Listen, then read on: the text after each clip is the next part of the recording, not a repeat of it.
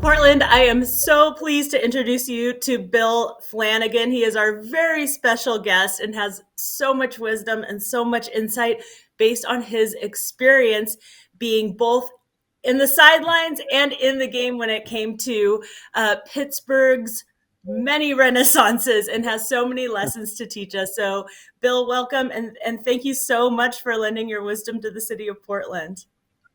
Well, happy to help if I can. It's wonderful to be here virtually with all of you. Wonderful. Well, let's dive right in. Looking back over the last several decades, give us a sense of the roller coaster of Pittsburgh, and what some of the factors were in both the dips and the climbs. Yeah, well, I'll start with what we call here in Pittsburgh Renaissance 2. And it's basically the period over the past 40 years or so from the collapse of our steel industry, which dominated the local economy for a century, to where we are today. And what happened in the late 70s and early 80s was a sudden collapse that had been building for many years, but it hit us very suddenly between 1979 and 1983, when we lost about a 250,000 jobs in the region. 300,000 people moved away over the course of the 1980s.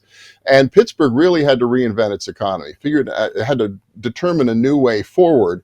And it really required intervention, not just economically to diversify the economy from just an industrial economy, but also on the quality of place side. You know, the civic leaders at the time had to find a way to reinvent the town so it would be a place where people wanted to live and wanted to be.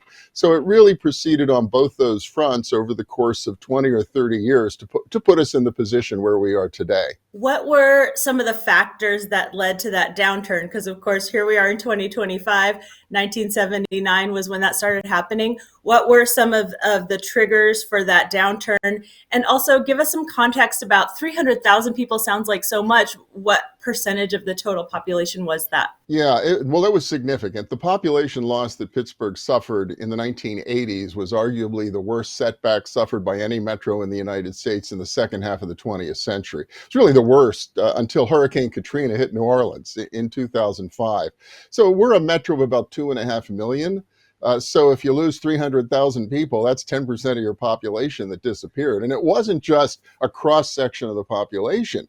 When you think about it, this was an industrial economy. So it was seniority based. If you were the last one hired, you were the first one fired. So when the steel mills started to close in the latter part of the 1970s and the early 80s, we basically fired all of our young people. And they had the skills to move other places in the United States, to go to work in the oil country of Texas, or to go down south, you know, to the Atlanta area. Many of them wound up out in Denver, which was also experiencing an energy boom. And so it really had a profound and lasting impact on the demographics of the region because of what happened. And what happened, it's a big, complex story as to why we lost our industrial base in Pittsburgh. But we had been the steel city for a century. Over time, our factories became more and more outmoded. They weren't using the latest technology. Once the rest of the world rebuilt after World War II, Pittsburgh lost its competitive advantage. We no longer had an edge over more modern facilities that had been built around the world. So all of that just compounded together in the late 70s and early 80s, and Pittsburgh lost the bulk of its industrial base. We still make steel here, but it's a tiny percentage of the economy compared to what it was when it was half the economy in the 1970s. Listen, I have some steel clients, and they are definitely thinking about where steel comes from right now, and whether they'll have to be paying extra for steel in the very near future. You know, tell us, set the scene. I've been writing and talking a lot about the ripple effect of this. It's not just people moving away or loss of jobs. It's loss of tax revenue, which affects all the other things that our city cares about, being able to provide social services, infrastructure. You know, that ripple effect of loss of income is pretty significant. Well, and I was a young reporter when this story began to unfold. I came to Pittsburgh in 1982 as a reporter for KDKA-TV, which was the CBS station here in Pittsburgh. And I got thrust into covering all of those stories. Yes, it was an economic story. Yes, it was an organized labor story. Yes, it was an industrial story and a business story. But it was also about, you know, the impact on communities. I covered sheriff sales and foreclosures. I did stories on alcoholism. I did stories on domestic abuse, all the social consequences of what happened here.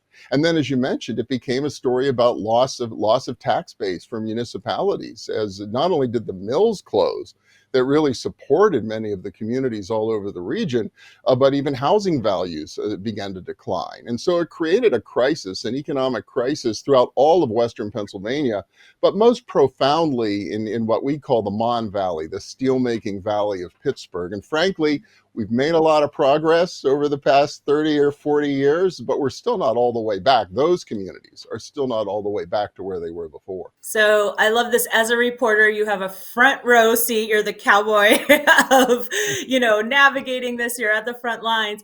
And what, as an objective journalist, you're learning a lot, but what was emerging, as to your opinions or how to fix it? What motivated you to move past journalism and be part of the solution in a different way? Well, I got caught up in it over time. As I mentioned, when I got to Pittsburgh, I was just a general assignment reporter thrust into covering this story. And the more I did it, the more I became fascinated about what was unfolding here. And eventually I became the full-time business reporter or money editor for KDKA, which I did for a dozen years. And so I really did have a front row seat to all the efforts that were underway to bring together civic leaders, public and private, the universities, the foundations, to try to find a way forward. So that became a fascinating story. And then after doing that for almost 20 years, the Alleghany Conference, which is the leading economic development organization for all of southwestern Pennsylvania, they reached out. They were merging economic development organizations together here in Pittsburgh, and they asked me if I'd like to sign on as what became Chief Corporate Relations Officer. So that's what I did for the next 20 years, kind of oversaw the development of the membership, the fundraising, but also the strategic communication that really involved convincing the people of the region that we had a future and that it was a bright future and that there was potential. So my focus was less on marketing the region externally than it was talking to my neighbors and doing what I'd done for the previous 20 years, basically telling them the story, but also through that giving them confidence that we were finding a way back and we could achieve that goal. Wow. Okay. I heard several things in there that I want to dive into. The first was some collaboration between sectors. So it sounds like one of the factors in creating a renaissance, I'm a big fan of Renaissance, was partnership, collab. And tell me more about the structure of the Alleghany Conference, how it came together. It sounds like a great solution. Yeah, well, it brings us to this idea of Renaissance in Pittsburgh. And as I mentioned at the beginning, we call the period, I think that we've kind of just wrapped here in Pittsburgh, we call it Renaissance 2. And that was the response to the loss of our industrial base, the steel economy, and the diversification of our economy and the improvements in quality of place to make sure we can attract and retain talent. But we borrowed the playbook from something that the Alleghany Conference did 80 years ago, which is when the organization was formed. And the conference, although we're called Alleghany Conference, and it sounds like Alleghany County, which is our core county, it's really not a governmental organization. It's a private sector 501c3, initially led by the business community. Although today the organization's board is made up of businesses, universities, foundations, but all private sector. And it was built from the beginning to be a partner for government. So the Alleghany Conference brought a private sector sensibility to those original challenges for Pittsburgh back in the 1940s in the post-war era. In fact, it had been nicknamed Hell with the Lid Taken Off because of all the smoke and soot that poured out of the factories in the valleys around here. And during World War II, this was a place where employment was 110%. Every able-bodied man and woman in this region was in a mill during the war because all the young men were overseas, right? They were in Asia and Germany fighting the war. And so as the war started to near an end, the civic leaders here, and initially it was Carnegie Tech, the predecessor of Carnegie Mellon University, and Richard King Mellon, the big banker in town. They got together and decided that if they didn't do something to clean up Pittsburgh, it would have no future because nobody would want to live here in the post-war era. So they brought together the big CEOs of the big companies here in Pittsburgh. And back in those days, Pittsburgh was home to many of the biggest companies in the United States. And they brought them together to form a committee for post-war planning. And they basically developed a strategy as a private sector led organization to get the smoke out of the air, clean up the skies, get the industrial pollution and the sewage out of the rivers, and then engage in urban redevelopment, really trying to take care of blighted, rundown, old industrial slums across the region, and really invest in them and improve them and make it a higher quality of place. That became known over time as the Pittsburgh Renaissance. Today we call it Renaissance One. But it was fundamentally led by the private sector, getting together to say, we can't compete. Our businesses are not going to be sustainable here unless Pittsburgh's sustainable, unless the broad region is sustainable in some way. And so that really drove the creation of the Alleghany Conference. And the organization has continued to play that role ever since as a convener, bringing together the private sector more broadly, and then most important, being there as a ready and able partner for government, whether it was initially the mayor of the city of Pittsburgh, David Lawrence, who partnered with R.K. Mellon to engineer Renaissance One, or more recently, it would be the Allegheny County executive, the governor of Pennsylvania. But the whole model is built on the private sector working very closely with government leaders to take on the big challenges and unlock the opportunities for the region. And we've been doing it now for 80 years. So it's really part of the culture now. Well, and I think that's one of the important things about Pittsburgh. And I don't know where you all are in Portland, but I think that one of the things we've been able to do here, or they've been able to do here over all these years, is kind of bake it into the community DNA. Yes, we'll get together in a room, no matter what part of town we're from, or whether we're a Republican or a Democrat, or, whether we're from this industry or that industry, or a university or a foundation. Pretty much the culture here is, if there's a challenge the region faces, the Alleghany Conference, but others can make a phone call, get a group of civic leaders in the room, and begin a conversation about what to do and how to organize to overcome the challenge or unlock the opportunity. It's really a core strength of the region. And I think it's one reason we were able not just to clean up our environment initially, but really weather the storm of an economic catastrophe, an apocalyptic economic catastrophe in the 1980s. I'm so glad to hear you say that because, Portland has its culture, it has its personality, and some of that is conflict avoidance. I think a lot of Portlanders and even institutions have a hard time confronting problems head on.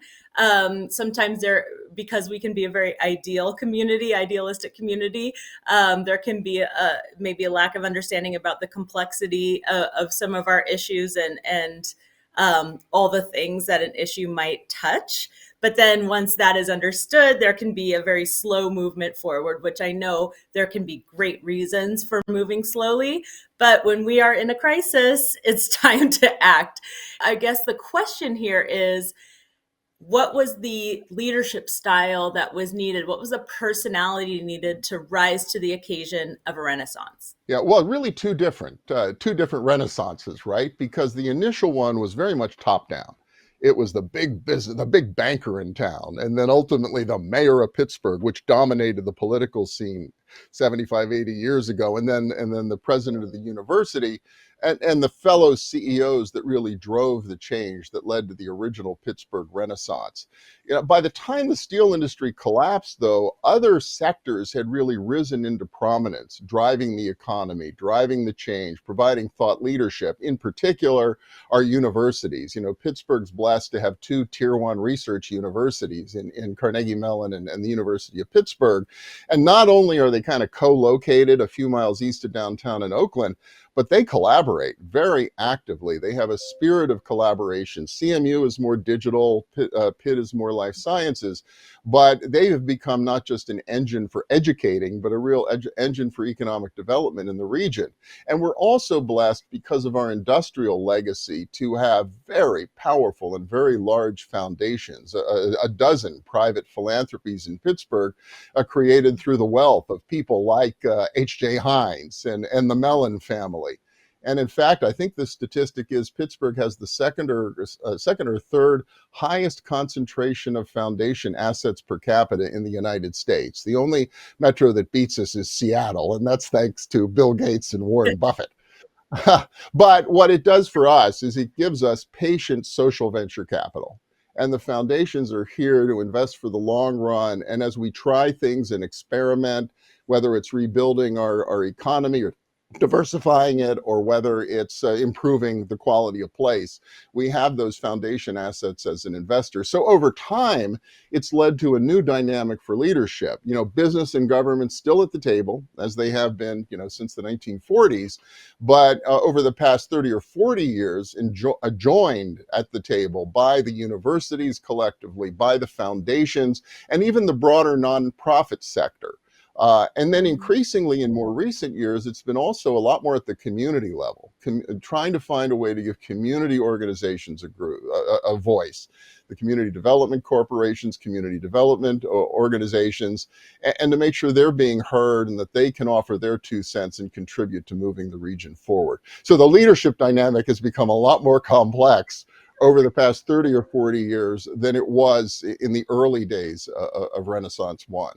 The thing I worry about in Portland is, we do have wealth, whether it's being distributed in the foundation way, not always sure. There definitely has been a big investment from one of our very well-known companies, that founder, into reviving some of the Albina, which is a historically Black area, and benefiting the Black community, which is fantastic. However, a big complaint I'm hearing from nonprofits is that the foundations are not moving fast enough with distributing money, or they're limiting the money to special projects versus general fund organizational structure, which of course has to happen in order to fund those projects. A complaint I have also is that our government and foundation and fund money is almost all going to nonprofit, whereas business or startups can innovate much faster. I think the DNA of nonprofits is not rapid innovation. So does it take, and this is a question I'm just sort of lobbying to you because I have my own agenda here. I would love to see some of that money, or a significant portion of that money, going toward innovation, which I think happens better in a startup and private sector. Is that something that Pittsburgh found, or am I wrong? No, and I think that's a real interesting dynamic even here. And there has been a shift happening. I think if you rolled the clock back 30 or 40 years, a lot of the foundations were really focused more on sort of quality of place.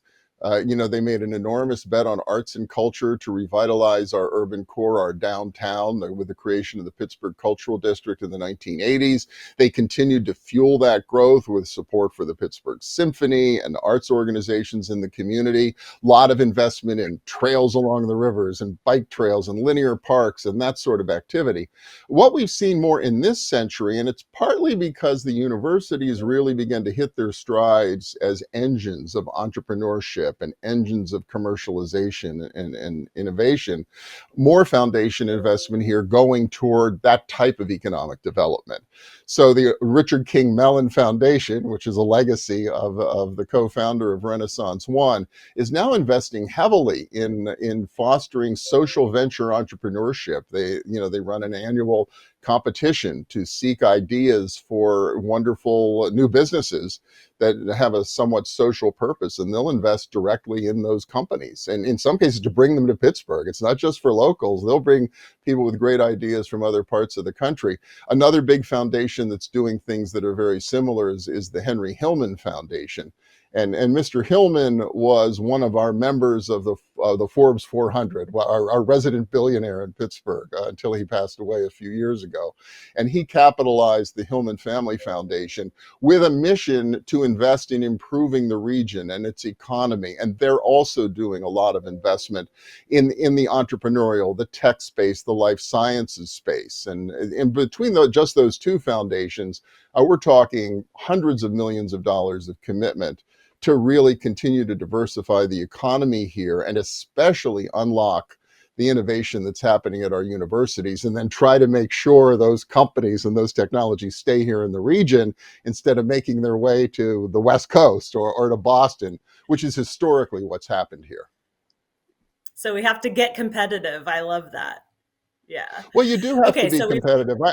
Yeah, I know when I was recruited to work for the Alleghany Conference, our CEO at the time, a guy named Rick Stafford, he said, you know what? In this global economy that's emerging, the region is the product. It's really not states competing against states, and it's really not cities against cities. There's a certain critical mass that's a metropolitan area or a region. And those are the entities that are going to duke it out in the future. And so you have to look at what are our strengths. That's what we did here in Pittsburgh. What are our regional strengths that are going to enable us to compete against Metro Boston or Metro Seattle or Metro Philadelphia? And we spend a lot of time asking ourselves, do we really understand what our potential is, and are we unlocking it? So we've talked about Act One, Renaissance, a little bit into Act Two, which is really trying to innovate in a genre that needed some life. Let's do some speculation about Act Three. So the immediate future. We have different factors now. We went through the pandemic that totally put a stop on a lot of economic development, a lot of culture thriving.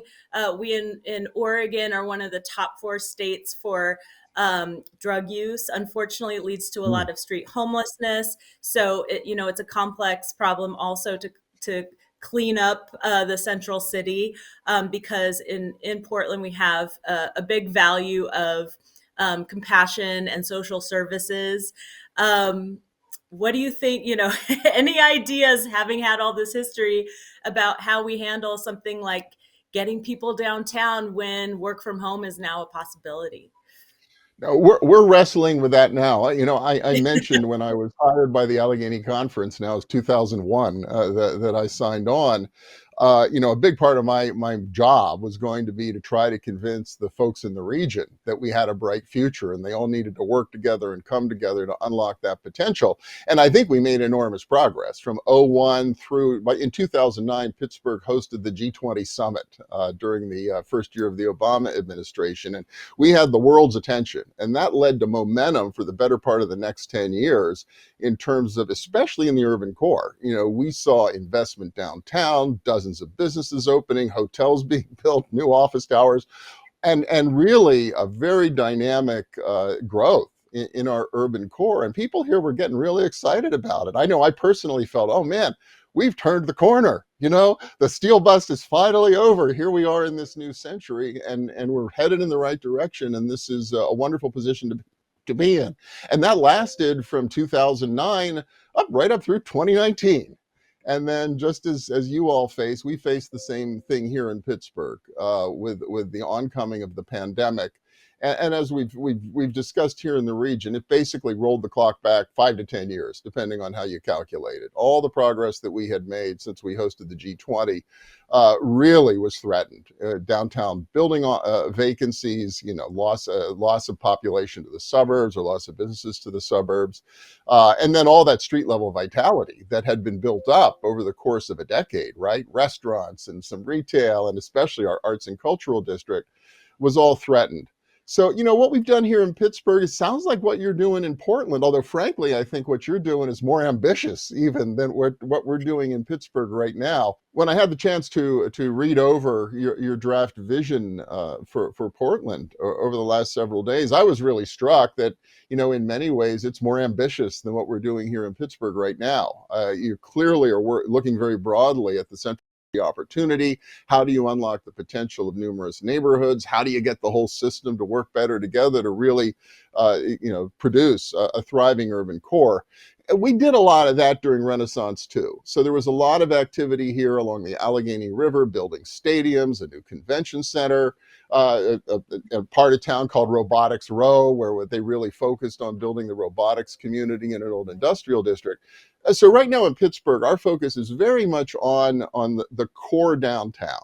And here in Pittsburgh, it's actually called the Golden Triangle because Pittsburgh it's where rivers meet. So it literally is a triangle. And it's about a half mile on each side. That's where historically our big corporate center was. All the major corporations were based there, all the offices, all the support, the business service support, and the arts and culture, the destinations for entertainment and retail, all there in that very small triangle that was about a half a mile on the side.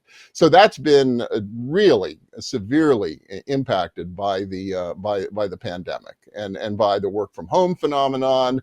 And that's now threatening the city tax base, because as you know, in most metropolitan areas or most urban cities, most major cities, that downtown corporate real estate can account for 20 to 25% of total property tax revenue for a city, and that's certainly the case here in Pittsburgh. So as the buildings empty out and tenants negotiate lower rent, then the value of the building goes down, and then all of a sudden the city is getting less tax revenue. So it has not only does it affect the quality of life and the vitality of the downtown neighborhood, but it has serious economic implications for the city as itself. So what we've done is we've followed the playbook, right? We borrowed from the approach in Renaissance 1 and Renaissance 2. And here in Pittsburgh, it was really David Holmberg, who is the chair of our organization, the Alleghany Conference, and our CEO, Stephanie Pashman, who once again became the conveners. They brought together the nonprofit partners in the urban core in downtown. They began to talk about the strategies different organizations were using. They brought in the city, the mayor, and the Allegheny County executive. And then once we had consensus in Pittsburgh about the best way forward, they went to Governor Shapiro in Harrisburg and said, now we need the state's investment. We need your support and help. And Josh Shapiro's reaction was, you all came with a unified strategy and plan. You're all on the same page. You're not coming in separately asking me for 10 different things. You've brought me one package, and yes, the Commonwealth of Pennsylvania will invest in it.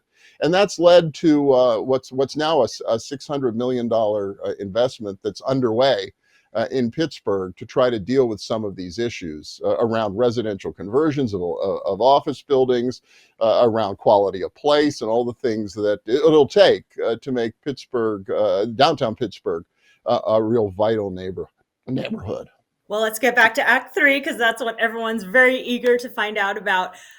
I read the draft of our plan on a flight, which is so appropriate because, you're at the 30,000-foot view reading about this big strategic plan for the next 5 years of Portland, which is designed to go with existing plans. And I am so critical of plans because my company does strategic planning. So I didn't necessarily expect much, but I was blown away with how awesome this plan was. I think they brought the right people into the room to create it.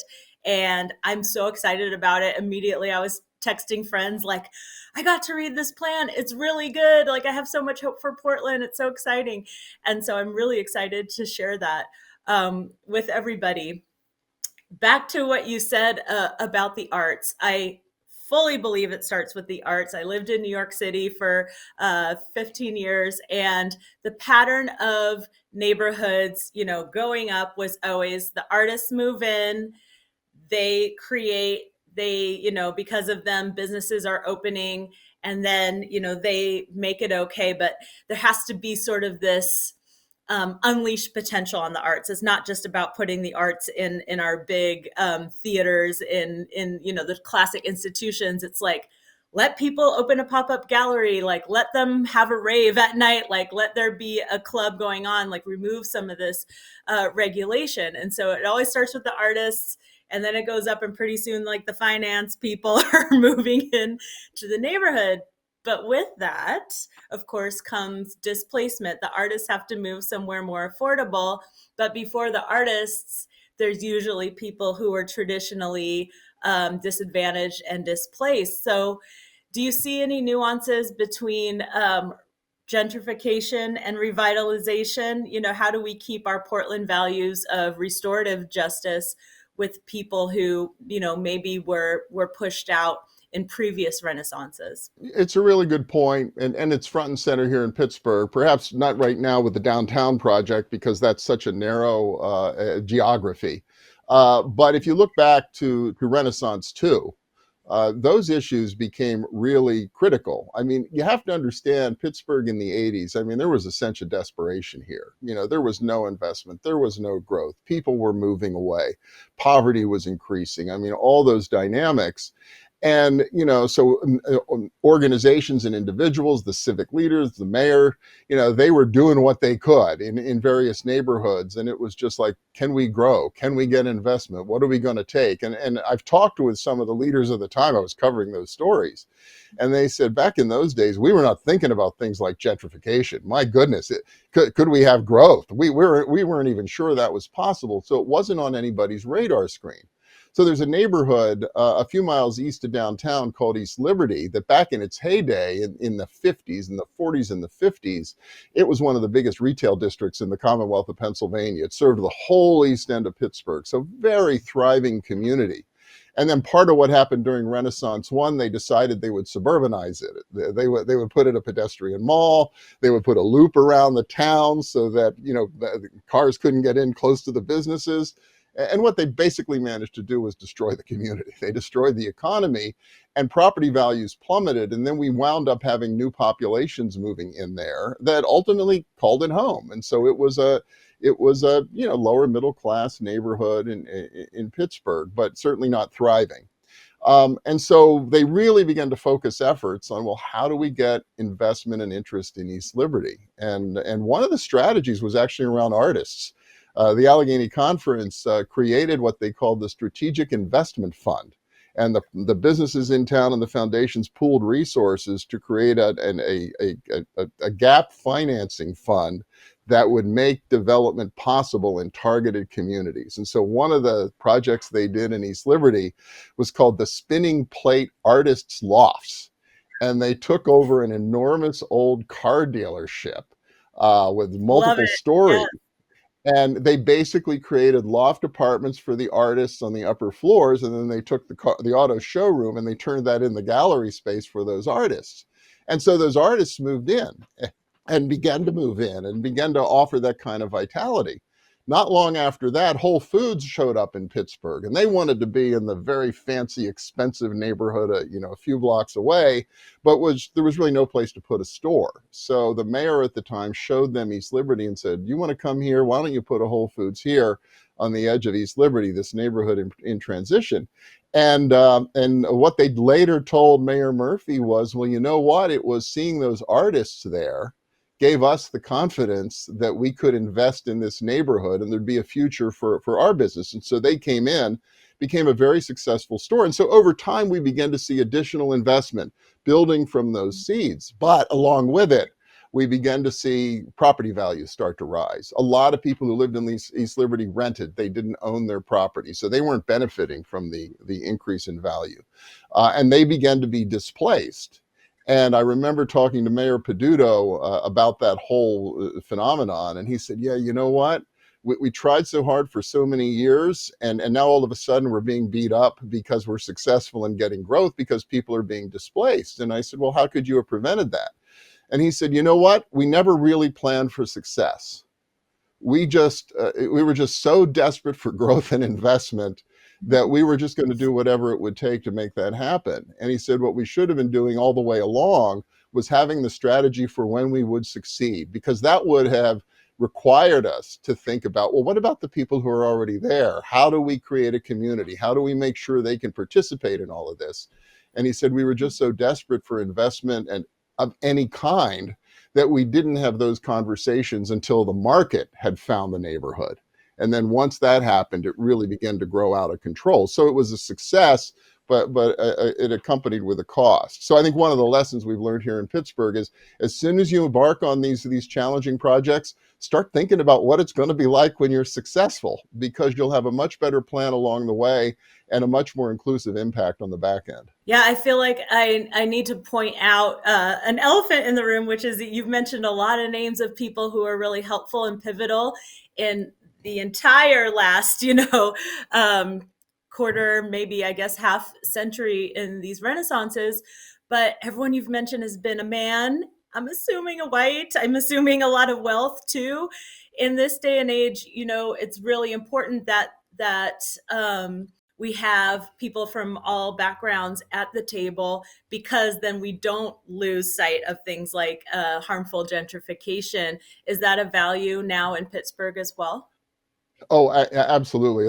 There's a slide I love to show when I do presentations that shows the original meeting of the Alleghany Conference, the leaders, back in the 1950s. And they have their wonderful model of what they were going to do at the point and build this park. And they're all sitting around this big table together, and they're all wealthy white men. And that was the top-down leadership of the time. And over time, it's become much more diversified. There's no question. Some of the things I've been talking about, the improvements in quality of place through the 80s and the 90s, Teresa Heinz, who was the widow of Senator John Heinz and the heir to the Heinz fortune, she became one of the major drivers of Pittsburgh's approach to sustainability, green building, making sure when we built a new convention center 25 years ago that it was the largest green building in the world. So Mrs. Heinz had enormous impact here. Another woman named Carol Brown really led the charge on the creation of the cultural district, which was the vision of Jack Heinz, who was the grandson of H.J. Heinz. But it was really Carol Brown who put together the plan and organized the community and ultimately delivered what became the Pittsburgh Cultural Trust and the Cultural District.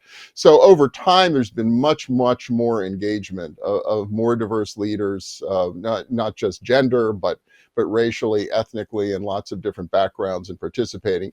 If you looked at the board of the Alleghany Conference today compared to that picture, from the 1950s, you would see a diversity of color, a diversity of gender, a diversity of background that really reflects the way you have to include people today to achieve these kinds of goals.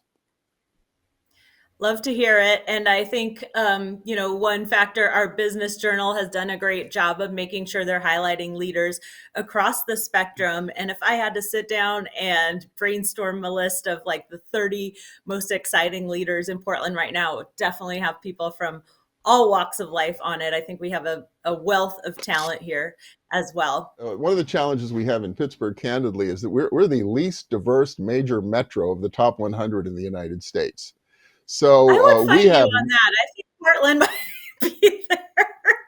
Okay, well, yeah, so it is a challenge. We really we do have to push ourselves as a community to make sure people are included because there's a natural default, right? You invite people to come to a meeting who look like you, who share similar backgrounds and experiences. And because of our demographics in the region, I think we have to be mindful and intentional to make sure that lots of voices have an opportunity to put in their 2 cents. Yeah, I've gone back and looked at those pictures of those incredibly well-meaning white men, back in the 50s. But I've often asked myself, well, you know what? How different would Pittsburgh's future have been if there'd been just a few women in the room, right? Or just a few African Americans, and what additional perspective would they have brought? Could we have avoided some of the mistakes that were made in terms of the urban redevelopment of the 60s if there'd just been a little more diversity? And personally, I think it absolutely would have been the case, and the outcomes would have been very different. But hopefully we've learned that lesson, and we're more inclusive and intentional about it today, certainly than they were back then. I'm excited in Portland that, we're pushing ourselves not just to add a little more diversity, but in a lot of cases, let like people of color lead on it and then have traditionally advantaged groups support them. And that's what's happening in my neighborhood with Albina Vision Trust, the 1803 Fund. It's really exciting. Well, two more questions for you. The first one, Okay. of course, selfishly, what is the importance of having a regional business show with a charismatic host in keeping everyone encouraged in this current renaissance? Well, it was helpful. I occupy an unusual role here in Pittsburgh. When I was working for KDKA, we started doing a Sunday business show in January of 1988, and I was the sponsor or the host back then. And then when I moved to the Alleghany Conference in 2004, the WPXI, which is the NBC affiliate here in Pittsburgh, they asked us if we would move the program up there. And so that's when we created our region's business. And the way we've used it, it's a wonderful partnership. I think it's unique in the United States where the television station and the Alleghany Conference, a 501c3 civic leadership organization, really are partners in the production. So WPXI, they manage all the television part, right? Providing the studio, they actually go out and they sell the advertising and sort of run the business side. What we get as a civic leadership organization is the opportunity to tell the story, and which is great. We get a half hour every week that we can focus on the issues and the opportunities that we think people in Pittsburgh need to know about.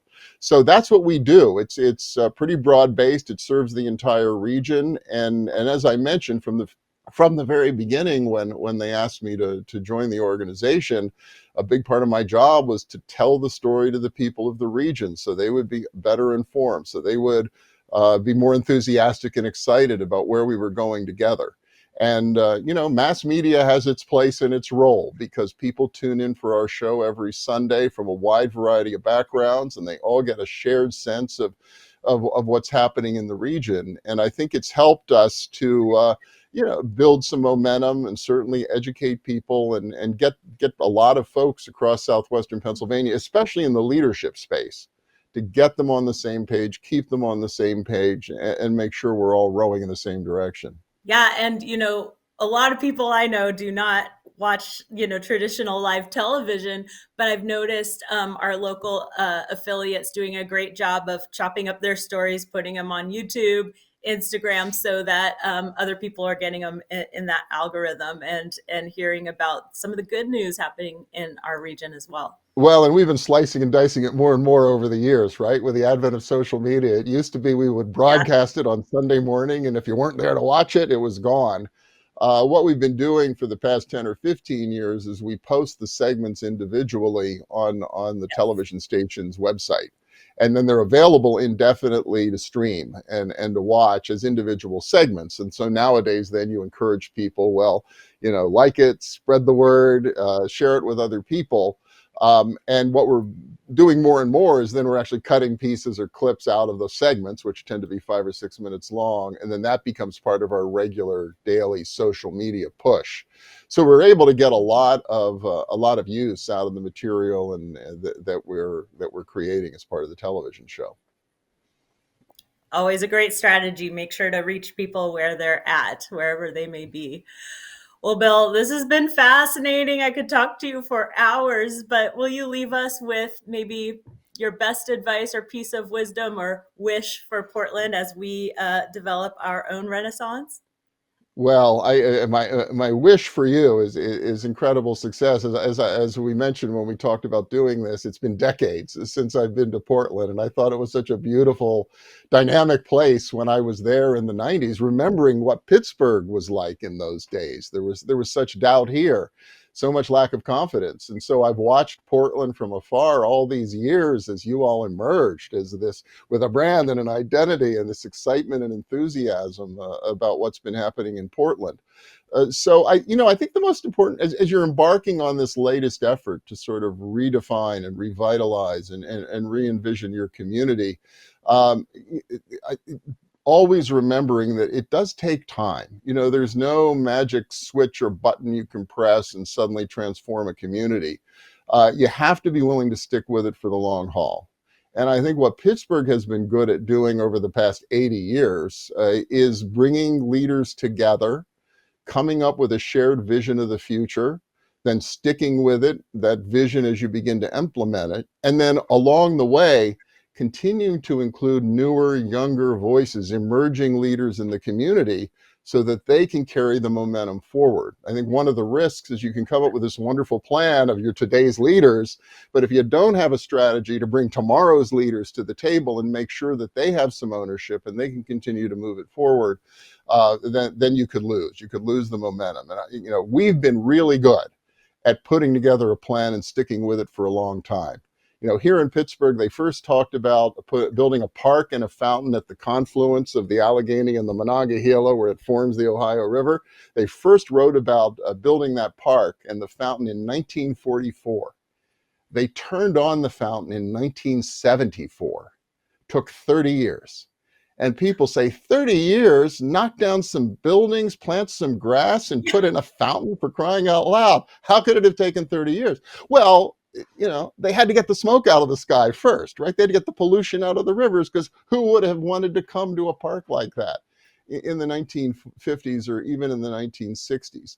But somehow they were able to capture that vision and the community will to do it. And then with changing leadership, public and private, over the course of decades, they were able to complete the job and make it happen and realize their vision for Renaissance One. And, because we've had that success, if we have to take on another 20 or 30-year challenge, we're up for it. And we know it can happen. And the Alleghany Conference plays an enormous part in Pittsburgh in providing that long view and making sure that people stay on the same page. But I guess I'd leave you with one final thought, which is actually an observation of David McCullough, the Pulitzer Prize winning historian, who has written many books about many great biographies about American leaders over the course of American history. And he was a native son of Pittsburgh. And so Mr. McCullough came to Pittsburgh in around 2001 to dedicate our new convention center. And in his speech, he said, you know what? If you climb up to the top of Mount Washington, which is this hill that overlooks the Golden Triangle in downtown Pittsburgh, if you go up to the top of that mountain and you look out there, everything you see, I don't care if it's the clean rivers, the clear sky, the tall buildings, the park, the fountain, everything you see, none of that just happened. People made it happen. And he said, that's the most important lesson you can take from Pittsburgh. It doesn't just happen. People make it happen. People who say to themselves, we can do better than this. We're going to come up with a plan. We're going to invest in it. And most important, we're going to stick with it until the job is done. So I wish you luck It's a in Portland marathon. that you can do that yourselves. It's a marathon, not a sprint. Thank you so much, Bill. People make it happen. We're going to take that wisdom and we're going to move forward. Thank you. I wish you well. Thanks so much.